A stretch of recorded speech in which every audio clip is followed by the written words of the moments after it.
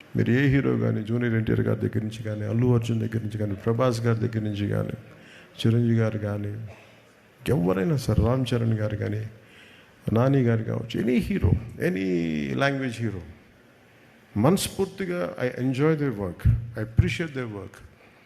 ఎందుకంటే నాకు నా ఆర్ట్ ఫామ్, నేను ఆర్ట్ని ప్రేమించేవాడిని. మనసు ఇంకొక హీరోని ద్వేషిస్తున్నాడంటే ఇక్కడ మనసు సరిగ్గా లేదని అర్థం. అందుకని నాకు అలాంటి ఎప్పుడు థాట్స్ ఉన్నావు. అందుకని అందరి హీరోల అభిమానులకి మై అడ్వైస్ ఇస్, ఇంక్లూడింగ్ నా అభిమానులతో సహా, stop doing this fan wars. Stop doing this fan wars అంటే మీకు ఎందుకు చెప్తాను, ఎంత కష్టపడి పని చేస్తామో మీకు ఏం తెలుసు. మీకు ఎన్ని రాత్రులు ఇళ్లలో ఎన్ని తిట్లు తింటాం ఎవరికి తెలుసు.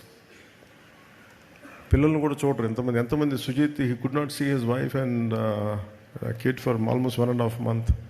ఇంటికి కూడా వెళ్ళా. కొంతమంది అవసరం కోసం చేస్తాం. ఈ ఫ్యాన్ వార్స్లో దయచేసి సినిమాని చంపేయకండి.